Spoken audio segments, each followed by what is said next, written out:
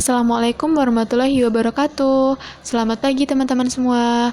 Kami dari kelompok 9 yang beranggotakan saya Divana Oriza Sativa dengan NPM 2013053128. Yang kedua ada Mika Dea Agustin dengan NPM 2013053006.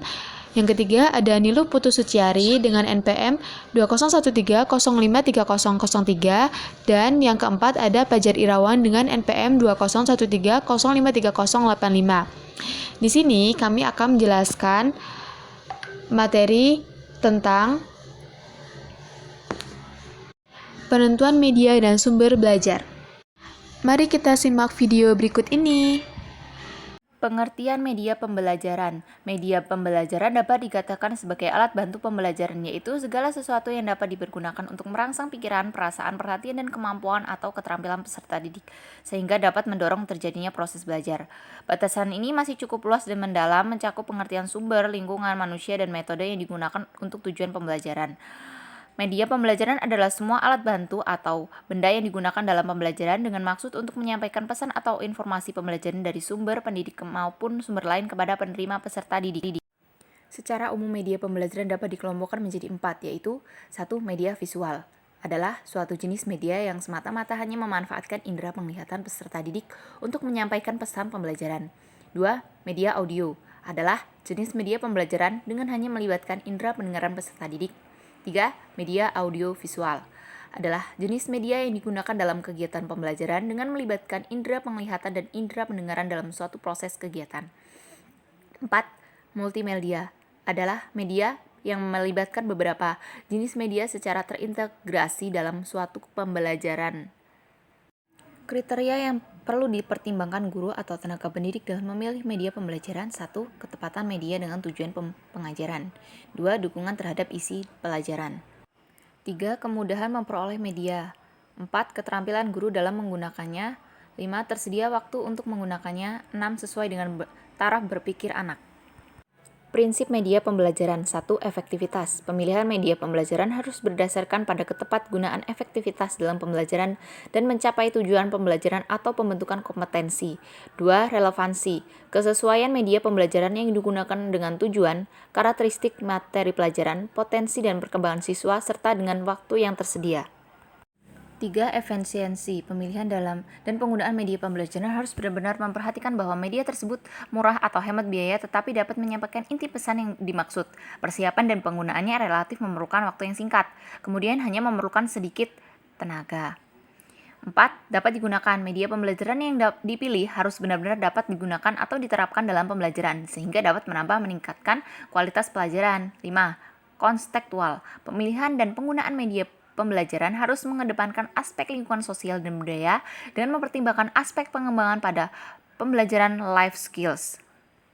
Fungsi media pembelajaran. 1. Pemusat perhatian siswa. 2. Mengunggah emosi siswa. 3. Membantu siswa memahami materi pembelajaran. 4. Membantu siswa mengorganisasikan informasi. 5. Membangkitkan motivasi belajar siswa. 6.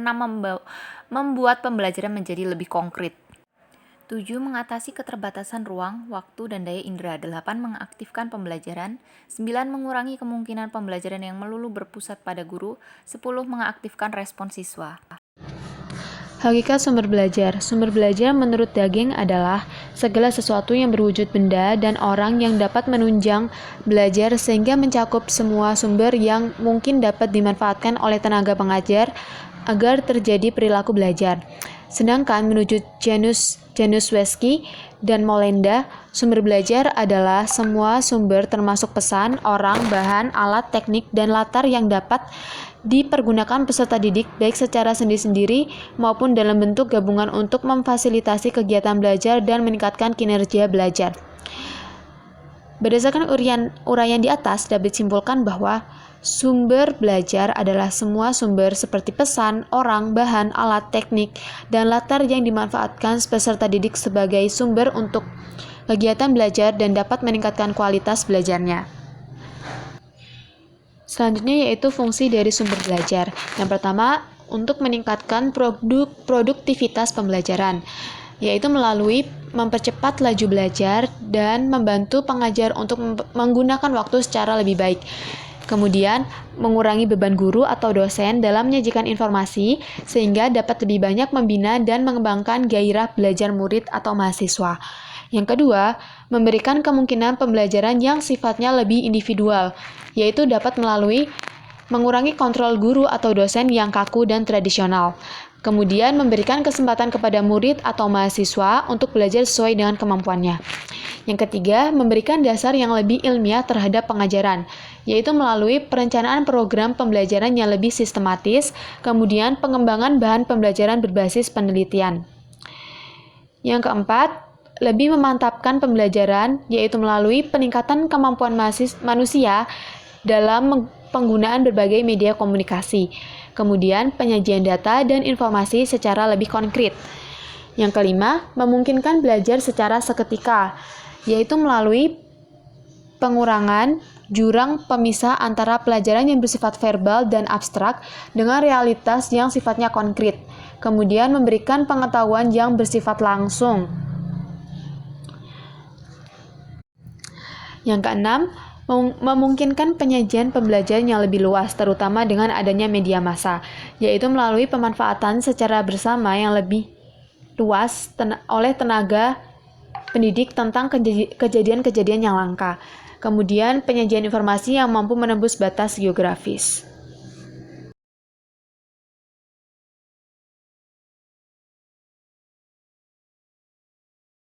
Berbagai faktor yang dapat mempengaruhi usaha pemanfaatan alam sekitar sebagai sumber belajar, yaitu yang pertama, kemampuan tenaga pengajar. Yang kedua, kemampuan tenaga pengajar untuk dapat melihat alam sekitar yang dapat digunakan untuk pengajaran.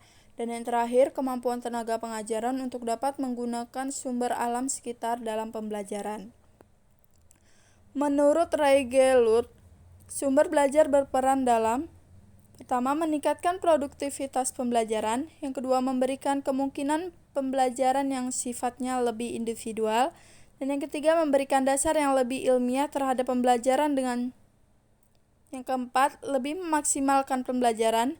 Yang kelima, memungkinkan pembelajaran secara seketika. Dan yang terakhir, memungkinkan penyajian pembelajaran yang lebih luas dengan menyajikan informasi yang mampu menembus batas geografis.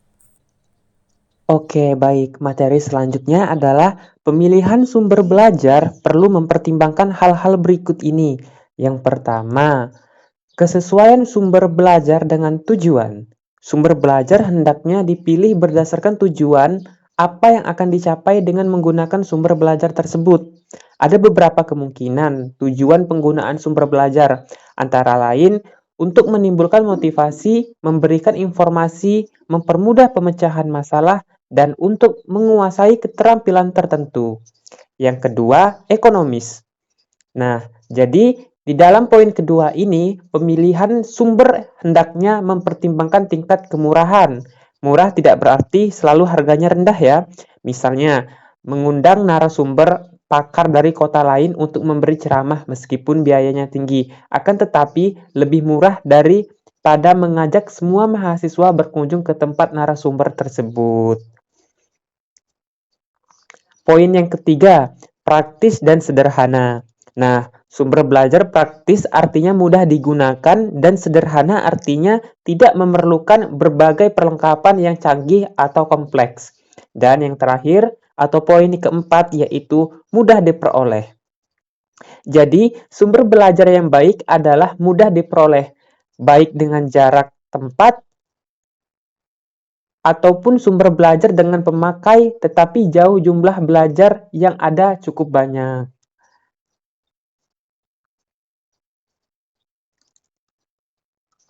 Dan untuk materi selanjutnya yaitu kriteria pemilihan sumber belajar menuntut, yaitu yang pertama, sesuai dengan tujuan yang ingin dicapai. Sumber belajar dipilih berdasarkan tujuan pembelajaran yang telah ditetapkan